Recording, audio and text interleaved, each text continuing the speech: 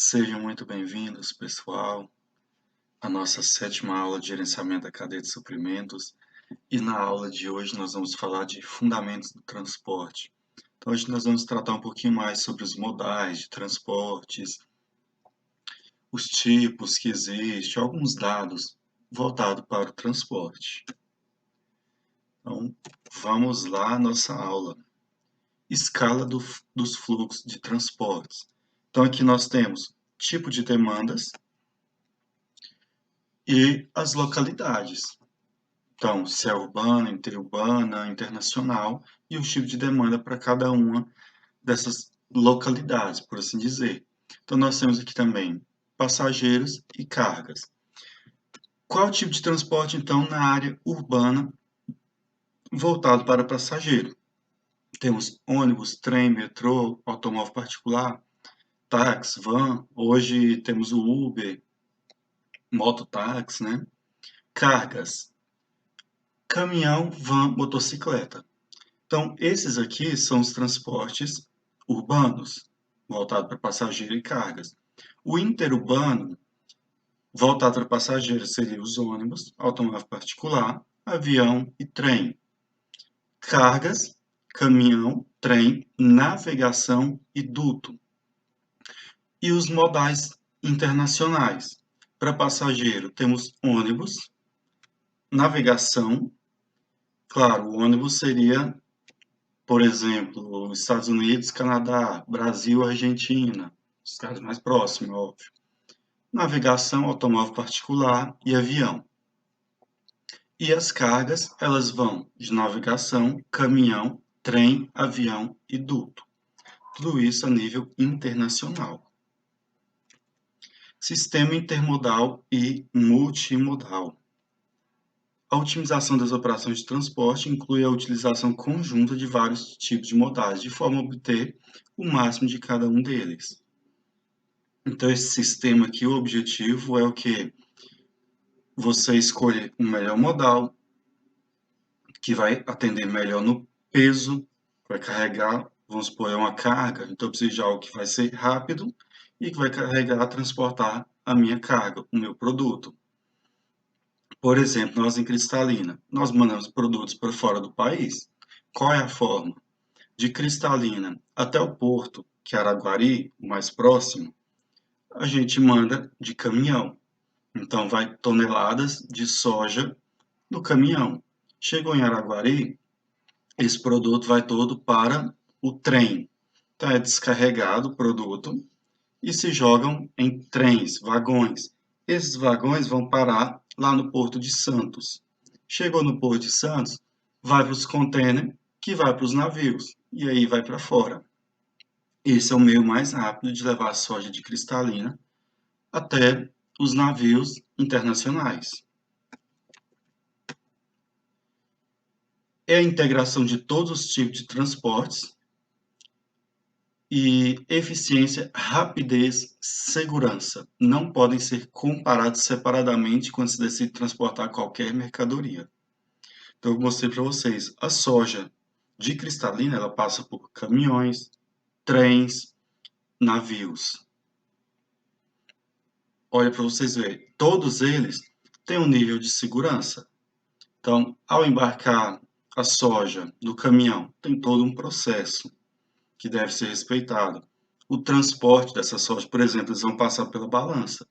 Dependendo do horário que se sai, a balança fiscal pode estar fechada ou aberta. Se estiver aberta, eles vão ter que passar nessa balança. E se a carga, para vocês terem uma ideia, pode estar o peso certinho do caminhão, mas se a carga não tiver uniforme, por exemplo, tem muito peso na frente, ou tem muito peso atrás, tem pouco peso no meio, eles fazem o motorista entrar dentro do caminhão e ajustar a carga. Enquanto a carga não tiver uniforme, eles pesam por eixo do caminhão. Então, sabe que quanto mais longo o caminhão, pior essa situação.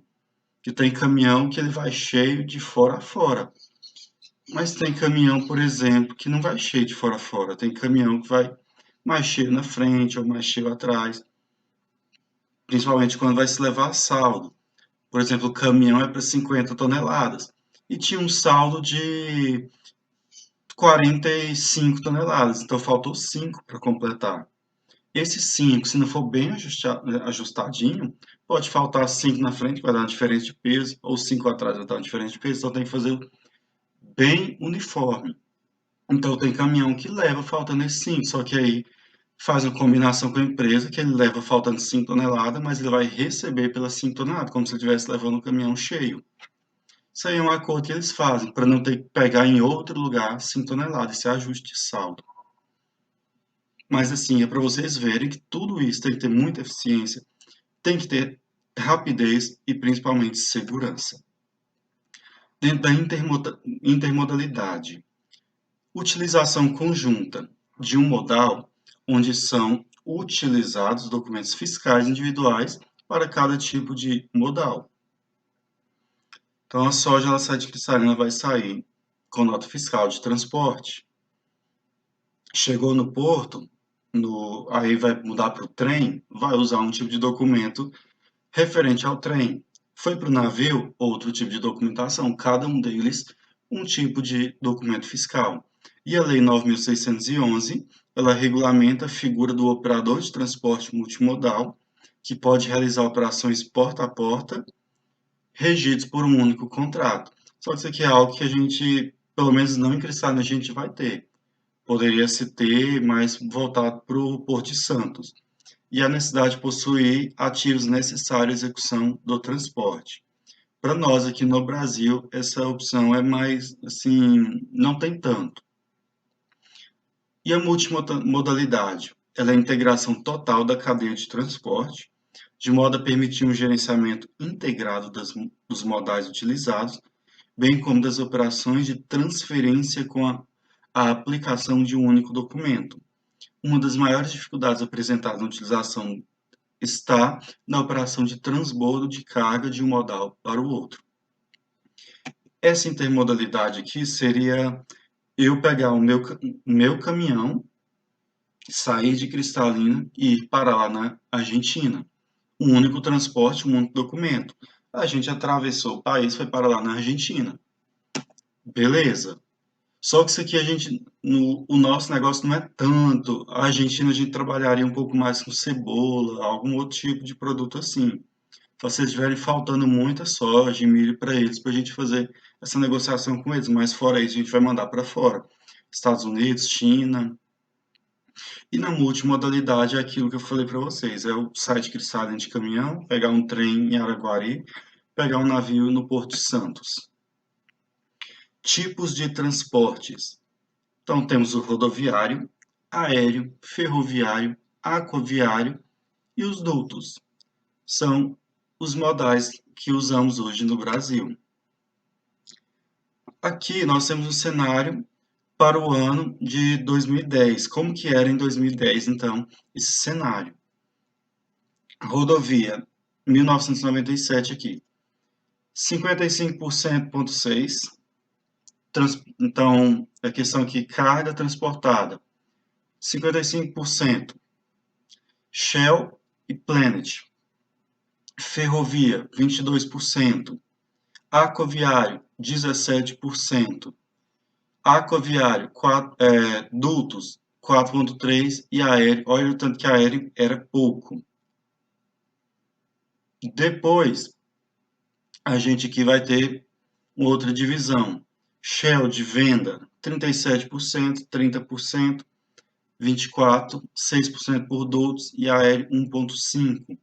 E esse Planet, nós temos a opção aqui do rodovia, 39,7%, 30,5%, aquaviário 22%, dutos 5,5% e aéreo 2,3%. Então, dentro do Planet aqui, o aéreo já é muito melhor. A transformação, a quantidade de carga que levava via aviões, transportes e cargas. Então, rodovia, ideal para carga de peso médio e para distância de 500 km, com prazo de entrega em torno de 24 horas. Aqui, dependendo da carga, por exemplo, milho, a gente manda milho de cristalino para o Espírito Santo, é muito mais de 500 km. Tem pessoas que levam também cargas aqui de Cristalina, vai até o Rio de Janeiro, principalmente essa parte de cebola, de hortifrutos. Esse pessoal aí vai para o Rio de Janeiro aí direto. Vai para o Rio de Janeiro hoje saiu para o Rio de Janeiro, amanhã já está em Brasília, à noite, de madrugada, já está em Cristalina de novo. Então eles fazem uma viagem quase 24 horas, porque assim os caras não param. Mas aqui no Brasil se trabalha em média de 24 a 48 horas para fazer esse processo todo, principalmente de Cristalina, para lugares distantes, como Espírito Santo, Rio de Janeiro. Uns conseguem fazer ainda no dia, outros para o Espírito Santo não dá. Você vai num dia, depois, vamos supor, você vai na segunda, na quarta-feira você está aqui de novo. Eu negociava diretamente com o pessoal do Espírito Santo e a gente tinha esse transporte. Então, se repetia os motoristas. Normalmente vinha 2, 3 caminhões por dia buscar milho em Cristalina. E esses motoristas, vamos supor, eles vinham na segunda, na quarta-feira eles estavam de volta. Na terça-feira eram outros motoristas, na quarta-feira vinham os da segunda. É mais ou menos dessa forma o fluxo deles. Dentro da ferrovia, nós temos indicado, ela é indicada para cargas pesadas, com um valor agregado relativamente baixo e o menos visado. Por exemplo, produtos a granel, como a soja, com prazo de entrega bem equacionado. Por que a soja, vamos supor, ela é menos visada? Você não vai ali assaltar um caminhão de soja, por exemplo. E na ferrovia, você vai colocar muita soja de uma vez e vai levar muita coisa para o Porto Santo. Imagina os caminhoneiros saírem de Cristalina para ir para o Porto Santo. Ia demorar demais. Então, em Araguari, ele saiu cedo para Araguari, no final do dia está em Cristalina de novo, dependendo do fluxo que tiver lá. Se tiver cheio, aí eles voltam no outro dia, mas se não tiver cheio, bate e volta. No mesmo dia eles fazem essa viagem. A ferrovia, ela se utiliza para distâncias superiores a 500 km, inferiores a 1.000 km. Aéreo, cargas leves de maior valor agregado. Então, aqui o que eu posso transportar? Celulares, televisores, que são produtos leves, computadores, notebooks, porém o valor é muito agregado. Vamos supor que esse avião aqui eu estou levando 100 iPhones. É um valor altíssimo. Vamos supor que 100 iPhones, cada um aí, R$ 6.000, é muito dinheiro, gente. Então, e é um produto que não vai dar volume.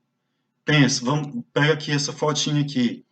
Esse bag aqui, vamos supor, caberia aqui uns 5.000 iPhones, só dentro dessa caixinha aqui.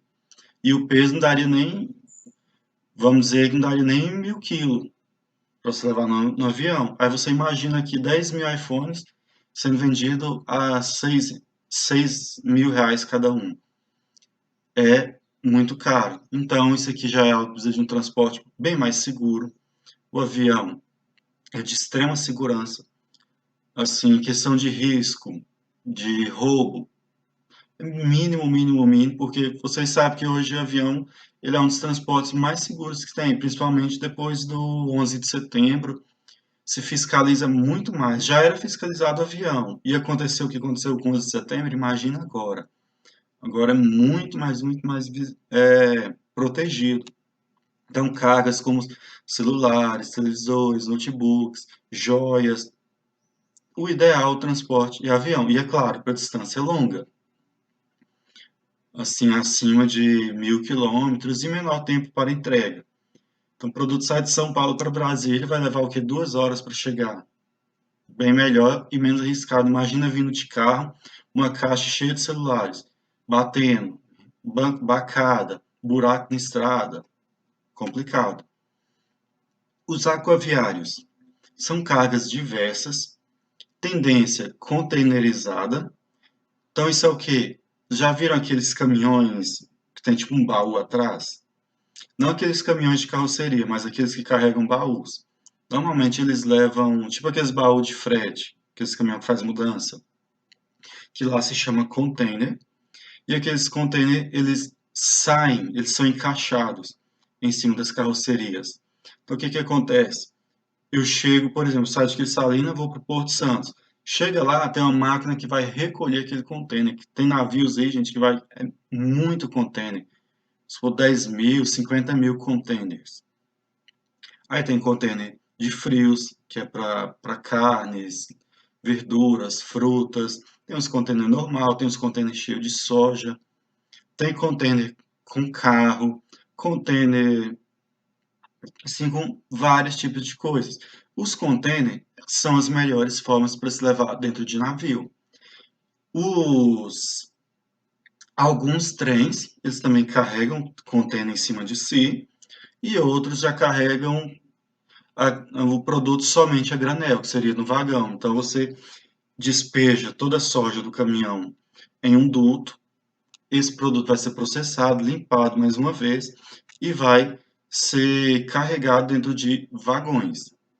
E essa soja vai embora, chega no Porto de Santos, esses vagões abrem uma bocona imensa que, assim, em um minuto se esvazia cada vagões. E essa soja novamente corre por uma esteira e vai cair nesses contêineres que, após cheios, é colocado nos navios. Então, tem até a amarração desses contêineres para ficar certinho, para não ter o perigo. Já viram aqueles caminhões que carrega carvão? Tem uns que parece que vai tombar. A carga chega a estar virada. Esses contêineres correm risco de fazer isso no navio também. Se o cara não for muito bom que está montando, eles podem fazer isso. Você imagina se acontece isso no meio do mar. Ou se esses contêineres começam a tombar no meio do mar. É um prejuízo danado. Eu vi até uma matéria naquele canal lá que fala das grandes construções, e lá falava, esses caras, para vocês terem uma ideia, gente, eles ganham quase, é uma média de 20, 30 mil dólares por mês. O salário desses caras, assim, um salário altíssimo. Eles ganham aí 250 mil dólares no ano. É muito dinheiro, gente. Só que o que eles fazem, trabalho com altura. É uma altura muito gigante. Imagina aí que cada container desse aí tem de 3 a 5 metros de altura. Cada um. Aí você começa a empilhar montes de 10. Empilhou 10, ajeita, faz outro espaço, empilha mais 10. Vamos supor que faz uma média de uns 30. Gente, é uma altura imensa que eles têm que lidar. Então, eles lidam com altura, lidam com pressão. Eles têm que ser rápidos para fazer se empilhar. Isso aí, para vocês terem ideia, é tipo aquele joguinho. Não sei se vocês já viram em filmes, em shopping. Tem aquelas máquinas. Você coloca moeda e você fica lá com os controlezinhos. Aí vem o gancho. E esse gancho, ele vai lá naquele ursinho que você quer, naquele objeto que você quer. Muitas vezes só que você tem opções. Você só pode, tipo, mover o gancho para frente uma vez, você desce de uma vez, você tem que descer certeiro no objeto que você quer, agarra ele e volta e tenta colocar na caixinha. A maioria das pessoas não conseguem, por isso que essa máquina se ganha dinheiro, porque tem vários objetos legais, só que é muito difícil você conseguir pegar. Alguns são mais fáceis, mas a grande maioria é difícil. Então, as pessoas quase nem jogam mais esse tipo de jogo, porque não é tão fácil. E esses containers é a mesma forma. Você vai pegar um gancho ali, você vai pegar os containers e vai transportar, vai colocar, encaixar certinho no navio. Isso aí não vai ter um sensor, alguma coisa para dizer se você está indo certo ou errado. Isso aí você tem que ter uma noção muito boa. Então, por isso que esses caras ganham muito dinheiro.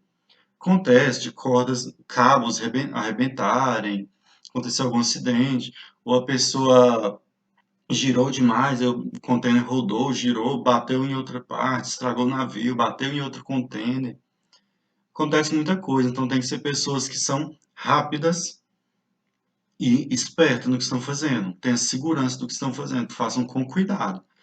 Não pode ser muito lento, porque senão não flui, tem que ser muito rápido, mas tem que ser com muita concentração. Faça rapidez na movimentação de embarque e desembarque, garantia de qualidade do produto até o seu destino. Se faz dessa forma. E o prazo de entrega, só um minuto.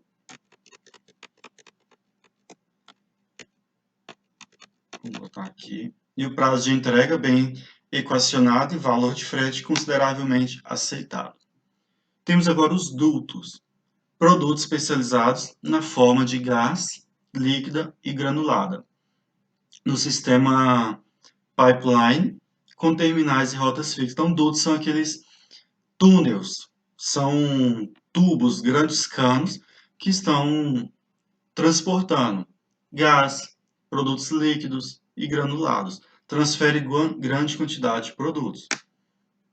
Então aqui a gente tem uma fotinha bem pequenininha, deixa eu pegar para vocês, mas aqui vocês estão vendo que são vários canos. Então nesses canos está transportando também mercadorias. Inclusive tem alguns setores que se mandava cartas dessa forma. São dutos cheios de vento.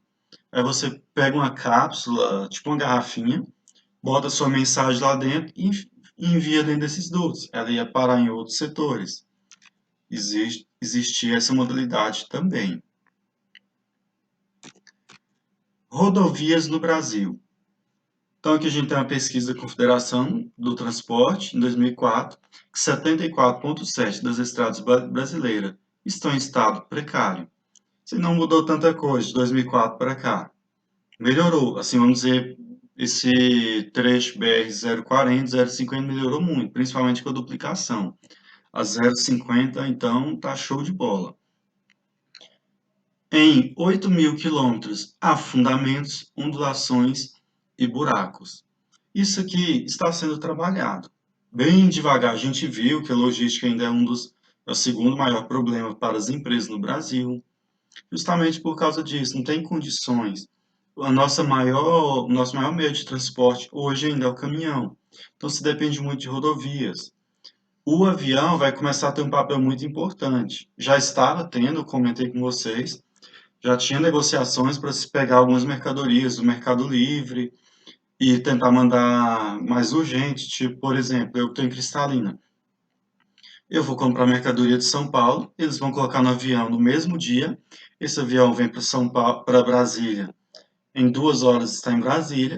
De Brasília, teria o correio ou alguma empresa que pegaria e mandava para mim. Eu teria a possibilidade de receber no mesmo dia ou no segundo dia, após a compra. Vamos supor, se eu comprei hoje bem cedo, eu poderia receber hoje ainda, mas esse prazo seria curto. Mas o mais certo seria eu comprei hoje, amanhã estava na minha casa. No máximo no outro dia, porque ainda tem as demoras. Não é só eu que estou comprando, é várias pessoas. Mas facilitaria muito se isso fosse possível fazer. Então começou a fazer, aí veio a pandemia, eu acredito deu uma esfriada, mas os aviões, como não estão transportando muitos passageiros, estão compensando com cargas. E eu acredito que isso aí vai permanecer. E se permanecer, vai melhorar muito para nossas entregas.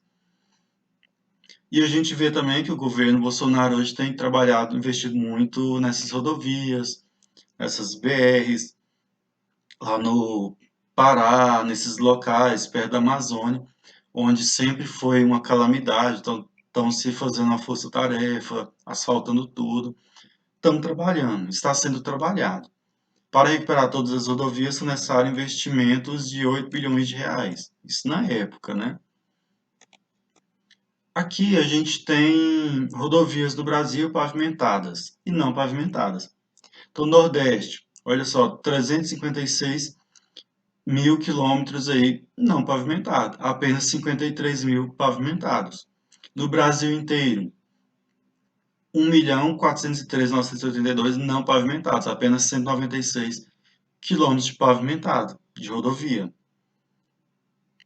Total de cargas transportadas, 517 milhões de toneladas por ano.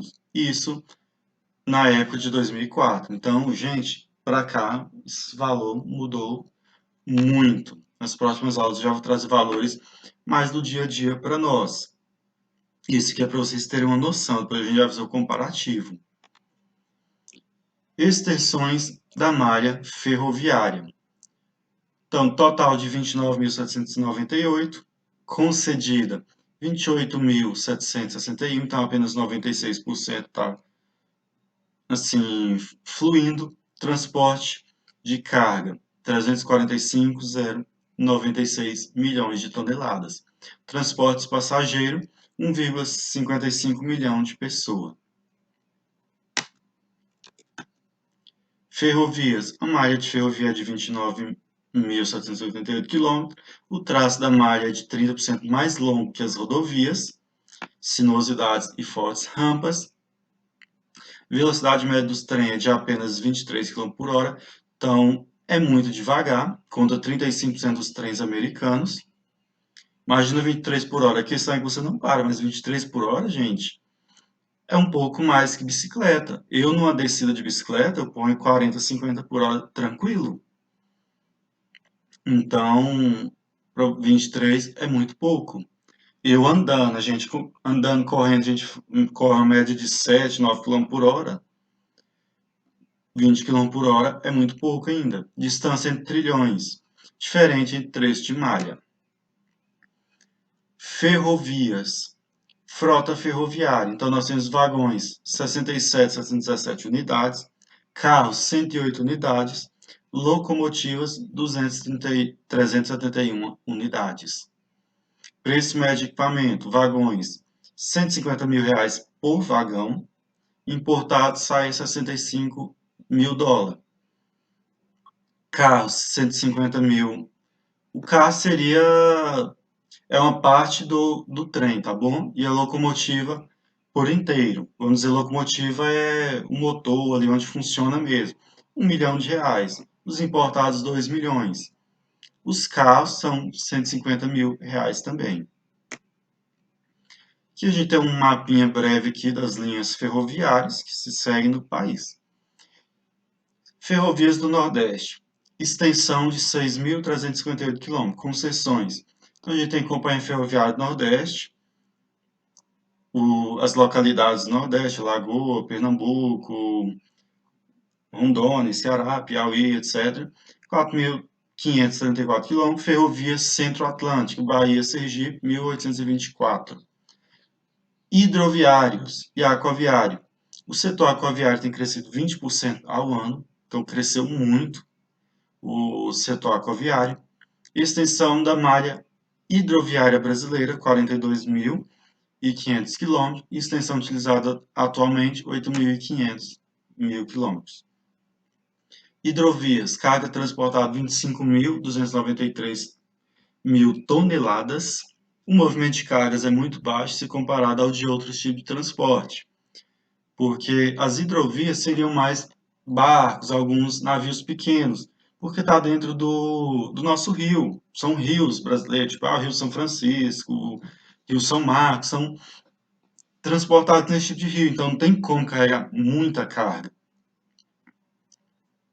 O Brasil é um dos países que menos usa o transporte hidroviário, então para nós não compensa muito, usa-se muito os caminhões ferroviários e os navios já para transportar para outro país. E avião está começando a crescer. O uso das hidrovias nunca foi uma prioridade, então foi construída uma série de obras que atrapalham a navegação e pontes que dificultam passagens, a falta de esclusas e muitas usinas hidrelétricas. Então tem o Rio São Marcos, estou indo nele, de repente chego no hidrelétrico, problema. É claro, vai ter uma passagem ali para mim, só que ali já não vai passar todo tipo de carga. Ou se fizeram uma ponte. Então os rios no Brasil não foram feitos uma estrutura, fizeram muita obra fora dos rios, sem pensar nessas opções. Por exemplo, pega os Estados Unidos. Tem muitas pontes em rios, só que elas são altas o suficiente para se passar embarcações, e algumas é aquela ponte levadiça. Então, está chegando um barco, para os carros, ela abre, o barco passa, depois ela fecha. No Brasil, a gente não tem esse tipo de estrutura ainda. Nem tem interesse de ter também. Extensão da costa marítima. Então, nós temos 3.347 km. Número de portos.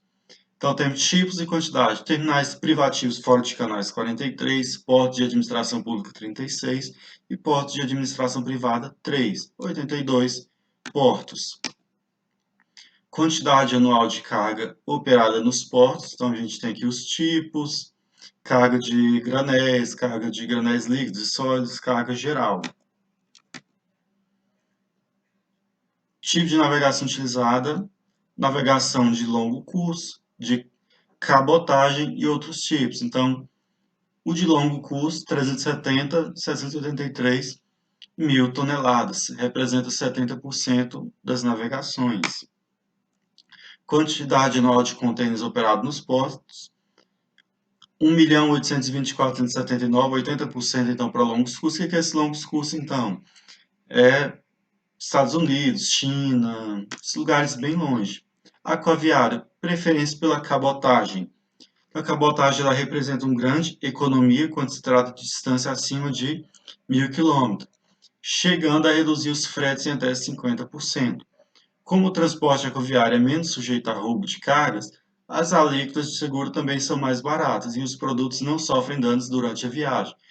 Assim como nos aviões, é algo mais tranquilo, que a gente não vai ter aquela questão de piratas, ele vai roubar contêineres. É algo assim bem viável. Temos aqui panorama de cabotagem. Evolução de número de navios porta-containers na cabotagem. 1996 tinha apenas 2, 99, 8, 2008 já tinha 17. Então aqui vocês estão vendo navio gigante e cheio desses containers. Isso aqui é a cabotagem, desbalanceamento do fluxo de carga em container. Temos aqui sul-sudeste para norte-nordeste, norte-nordeste para sul e sudeste, norte-nordeste para norte-nordeste, sul e sudeste para sul-sudeste. Total transportado 78.265.896 toneladas. Frete gerado em 2001, 327,4 milhões de dólares. Marítimo. O Brasil possui 4 hub port, que são Porto Concentrado de Carga, que é o Suape, Sebetiba, o Porto de Santos e o Rio Grande. São os nossos maiores portos. Então, cada um aqui fica nessas localidades, sempre próximo ao mar, claro. Então, Santos, Rio Grande do Sul, Rio de Janeiro e o do Suape. Quantidade de aeroportos aéreos. Então, aeroportos domésticos, na época tinha 36, aeroportos internacionais 30 e aerodromos e pequenos aeroportos 2.624. Movimentação aeronáutica anual. Aqui a gente tem então número de pousos e decolagem, movimento de cargas e movimento de passageiro. Número de pousos e decolagem 1.649 domésticos, internacionais 116 mil. Movimentação de carga 657 mil toneladas doméstico, 557 mil toneladas internacionais. Movimentação de passageiro mais de 61 milhões no voo doméstico e mais de 9 milhões no voos internacionais. Aéreo. A grande característica é a velocidade. Só que o aéreo não se leva muito peso, mas se tem velocidade e transporte de materiais, vamos supor assim, delicados e caros, igual eu falei para vocês, celulares e notebooks. Oferece tempo em trânsito mais rápido que qualquer outro modal. Para a maioria das empresas aéreas, o tráfego de cargas era consequência do tráfego de passageiros, inibindo o crescimento do segmento de cargas nesse modal. Então, o foco que era passageiro, mas é que eu falei para vocês, que vai dar uma mudada. Vai ser trabalhar melhor essa questão de carga também, depois da pandemia. As empresas aéreas demonstram a intenção de disputar esse mercado com outros modais. Então, aqui a gente tem a foto dessas mercadorias sendo transportadas para o avião. Para nossa reflexão, acredito que um dos maiores riscos da vida é nunca arriscar. Então, a Oprah Winfrey venceu a pobreza na infância, preconceitos, abuso e demissão para chegar ao cargo de apresentadora do programa de maior audiência na TV. A Oprah, assim, sem dúvida nenhuma, ela é a apresentadora de TV mais famosa do mundo. Então, ela venceu a pobreza na infância, não veio de riqueza, de berço rico, preconceitos, assim, eu não sei o preconceito, mas com certeza na época que ela vivia, o fato dela ser negra era um preconceito muito grande. E isso que é nos Estados Unidos até hoje. A gente viu até mês passado aí, os americanos estavam apostando lá, vidas negras importam. Então, até hoje, o racismo nos Estados Unidos é muito grande. Infelizmente, acontece isso, é muito grande o preconceito. Imagina, a Oprah hoje já deve ter uns 60 anos de idade, mais ou menos. Eu não sei, mas entre 50 e 60 anos. Então, imagina isso aí na infância dela. Se hoje ainda tem isso, o racismo, imagina 40, 50 anos atrás. tanto que não era pior. Sofreu abuso e N demissões dos seus empregos, mas chegou onde chegou. Então, gente, a gente precisa se arriscar, precisamos ter coragem, precisamos investir. Quem não arrisca, gente, isso aí você tá se sabotando, você tá, assim, pecando, você está fazendo mal a você mesmo. A gente não perde por arriscar. A gente não perde por arriscar. A gente precisa sempre tentar, sempre dar o melhor de nós, sempre buscar fazer coisas novas. Pessoal, bons estudos. Hoje vocês vão ter atividade bem tranquila, a atividade de vocês. Eu lancei dados de 2004, 2008, mais antigos. Vocês vão fazer, a atividade de vocês é pesquisar, então, números recentes. Esse é o objetivo da aula de hoje. Então, você trazer para nós, agregar, fazer essa pesquisa, o que vocês estão fazendo tecnologia, vocês têm que ter essa noção. Claro que eu usei livros mais antigos para fazer esse trabalho, é óbvio que dados são mais antigos, eu ia atualizar, só que eu falei, não, isso aí vocês precisam aprender, pesquisar em sites, saber mais na ponta da língua, como que está a projeção aí para os transportes de caminhões, como que vai ser daqui 3 anos os modais de transporte referente a caminhões, a gente precisa ter isso aí na ponta da língua, tranquilo? E amanhã vocês vão ter uma videoaula também bem bacana sobre os desafios de transporte, tá bom? Espero por vocês e até a nossa próxima aula. Fiquem todos com Deus.